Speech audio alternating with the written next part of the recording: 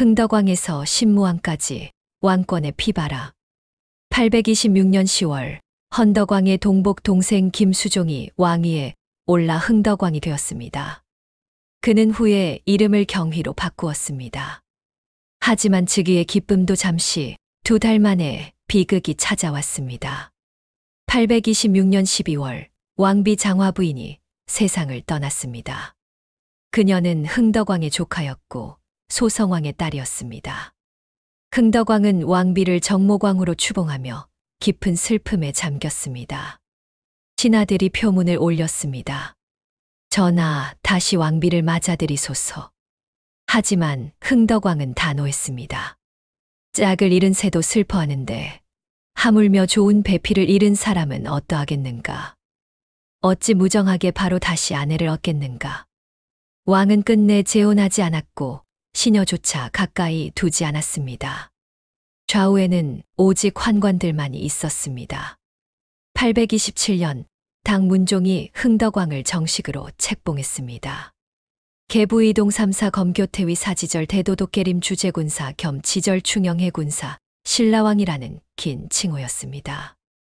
같은 해 고구려 출신 승려 구덕이 당에서 불경을 가지고 돌아왔습니다. 왕은 여러 절의 승려들을 모아 그를 맞이했습니다. 828년 4월 역사를 바꿀 중대한 결정이 내려졌습니다. 청해진 설치였습니다. 장보고 본명궁복이 왕 앞에 나아가 말했습니다. 전하, 신이 당 서주에서 군중소장으로 있을 때 우리 신라 백성들이 해적에게 잡혀 노예로 팔려가는 참혹한 광경을 목격했습니다. 청해의 진을 설치하여 해적을 소탕하고 우리 백성을 보호하게 해주소서. 흥덕왕이 허락했습니다. 장보고는 부하 10,000명을 거느리고 완도에 청해진을 세웠습니다. 이것은 단순한 군사 거점이 아니었습니다. 동아시아 해상교역의 중심지가 될 운명이었습니다. 같은 달 한산주 표천연에서 이상한 일이 벌어졌습니다. 한 요인이 나타나 빨리 부자가 되는 술법이 있다 하며 백성들을 현혹했습니다. 흥덕왕이 노했습니다. 사악한 방술로 백성을 현혹하는 자를 처벌하는 것은 선왕의 법이다. 요인은 먼 섬으로 유배되었습니다. 828년 12월 사신 대렴이 당에서 차나무 종자를 가지고 돌아왔습니다. 왕은 이를 지리산에 심게 했습니다. 차는 선덕여 왕 때부터 있었지만 이때부터 본격적으로 성행하게 되었습니다. 829년 2월 또 하나의 중요한 군사 거점이 만들어졌습니다. 당은군을 당성진으로 바꾸고 사찬 극정을 파견해 지키게 했습니다. 청해진과 당성진 두 개의 진은 신라의 해상방어와 교역의 양대 축이 되었습니다. 하지만 흥덕왕의 치세는 평탄하지 않았습니다. 재해가 끊이지 않았습니다. 827년에는 여름 5월에 서리가 내렸고 태백성이 낮에 나타났으며 경도에 큰 가뭄이 들었습니다. 832년에는 봄과 여름에 걸친 대가뭄으로 농지가 황폐해졌습니다. 왕은 정전을 피하고 음식 가짓수를 줄이며 근신했습니다. 감옥의 죄수들을 사면했습니다. 7월에 비가 왔지만 8월에는 기근으로 도적이 곳곳에서 나타났습니다. 왕은 사자를 보내 백성을 안무했습니다. 833년에도 큰 기근이 들었고 겨울 10월에는 복숭아 나무와 자두나무 꽃이 다시 피는 기이한 현상이 일어났습니다. 전염병으로 백성이 많이 죽었습니다. 834년 9월 흥덕왕은 서형산 아래에서 크게 열병했습니다. 그리고 10월 직접 남쪽 지역을 순행하며 백성들의 사정을 살폈습니다. 나이 많은 이들과 호랍이, 호럼이, 고아, 부양할 가족 없는 노인들에게 곡물과 배를 차등 있게 나누어 주었습니다. 835년 2월 중요한 인사 이동이 있었습니다. 아찬 김균정을 상대 등으로 삼았습니다. 그의 아들 시중기 무징은 아버지가 재상이 되었다는 이유로 표를 올려 물러났습니다. 대신 대아찬 김명이 시중이 되었습니다. 이 두 사람 김우징과 김명. 그들은 곧 신라의 운명을 놓고 피를 부르는 대결을 벌이게 될 것이었습니다. 836년 12월 흥덕왕이 세상을 떠났습니다. 후사가 없었습니다. 유언대로 일찍 죽은 왕비 장화 부인의 능에 합장되었습니다. 그리고 왕권을 둘러싼 피바람이 시작되었습니다. 원성대왕의 손자 김균정과 그의 사촌 동생의 아들 김재룡이 모두 왕이 되고자 했습니다.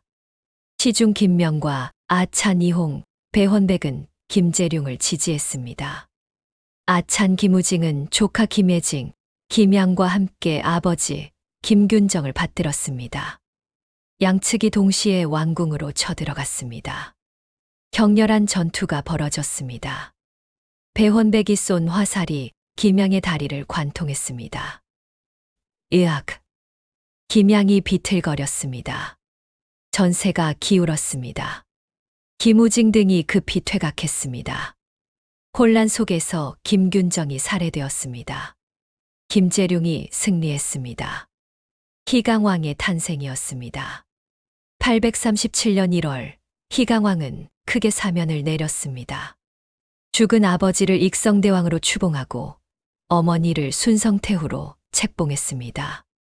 자신을 도운 시중 김명을 상대 등으로 아찬 이홍을 시중으로 삼았습니다. 4월 당에서 수귀하던 김희종이 돌아왔습니다. 그런데 김우징이 문제였습니다. 아버지가 살해당한 것을 원망하는 말을 했습니다. 김명과 이홍이 불쾌했습니다. 저자가 위험하오. 5월 김우징은 위기를 감지했습니다. 처자식을 데리고 황산진구로 달아나 배를 타고 청해진으로 향했습니다. 청해진 대사 장보고에게 몸을 의탁한 것입니다. 6월 김균정의 매제 김예진과 아찬 양순도 김우징에게 합류했습니다. 838년 1월 또다시 피해 숙청이 벌어졌습니다. 상대등 김명과 시중 이홍이 군사를 모아 반란을 일으켰습니다. 희강왕의 측근들이 하나둘 쓰러졌습니다. 왕은 저항할 수 없음을 알았습니다. 왕궁 안에서 희강왕은 스스로 목을 메어 목숨을 끊었습니다. 즉위 2년 만이었습니다. 김명이 스스로 왕위에 올랐습니다. 민해왕이었습니다. 민해왕은 죽은 아버지 김충공을 선강대왕으로 추봉했습니다. 이찬 김귀를 상대 등으로 아찬 헌숭을 시중으로 삼았습니다. 838년 2월 청해진에서 중대한 회동이 있었습니다. 김양이 병사를 모집하여 청해진으로 들어가 김우징을 만났습니다. 김우징이 장보고에게 말했습니다. 김명은 왕을 시해하고 스스로 즉위했고 이홍도 마음대로 군부를 죽였습니다. 같은 하늘 아래 살아갈 수 없습니다. 바라건대 장군의 병사에 의지하여 군부의 원수를 갚고 싶습니다. 장보고가 대답했습니다. 옛사람의 말에 의를 보고도 행하지 않으면 용이 없는 것이라 하였습니다. 나는 비록 용렬한 사람이지만 명령하시면 곧 따르겠습니다. 장보고는 병사 5,000명을 나누어 친구 정년에게 주었습니다. 그대가 아니라면 이 화란을 평정할 수 없을 것이다. 838년 12월 김양이 평동장군이 되어 출격했습니다. 염장, 장변, 정년, 낙금, 장건영, 이순행이 함께했습니다. 군대가 무주 철야현에 이르렀습니다. 민해왕이 대감 김민주에게 군대를 주어 맡게 했습니다. 김양이 낙금과 이순행을 보내 김하군 3,000기로 돌격하게 했습니다. 말발굽 소리가 천지를 진동했습니다. 화살이 비 오듯 쏟아졌습니다. 칼날이 번뜩였습니다. 민해왕군은 거의 전멸했습니다. 839년 윤정월 김양의 군대가 밤낮으로 행군하여 19일 달벌에 이르렀습니다. 민해왕이 급히 이찬대흔, 대하찬 율린과 의훈에게 명하여 맡게 했습니다. 또 한 번의 결전이 벌어졌습니다. 김양군이 크게 이겼습니다. 민해왕군은 절반 이상이 죽었습니다. 민해왕은 서교의 큰 나무 아래에 있었습니다. 주변 사람들이 모두 도망쳤습니다. 혼자 남은 왕은 어찌할 바를 몰랐습니다.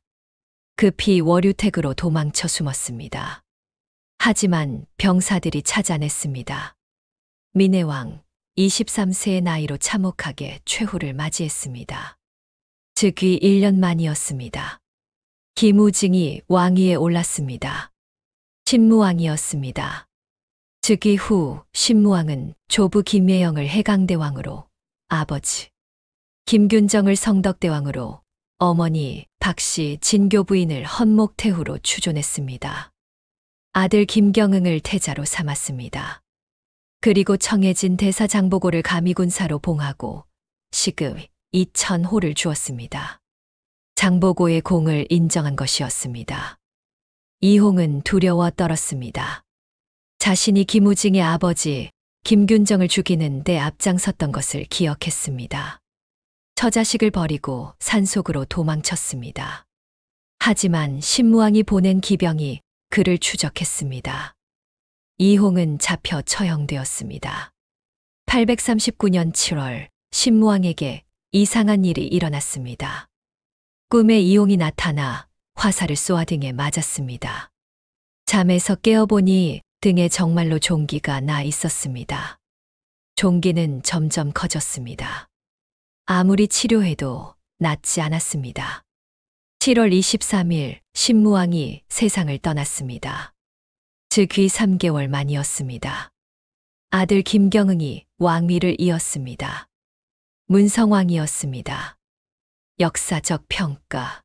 흥덕왕은 신라하대의 혼란기에 청해진과 당성진을 설치하여 해상방어 체계를 구축하고 동아시아 해상교역망의 기반을 마련했습니다. 특히 장보고의 청해진 설치는 한국사에서 매우 중요한 사건으로 이후 해상무역의 중심지가 되어 신라의 경제적 기반을 강화했습니다. 또한 834년 골품제 개혁을 시도하는 등 사회 혼란을 해결하려 노력했으나 후계 구도를 명확히 하지 못해 사후 격렬한 왕위 쟁탈전의 단초를 제공했습니다.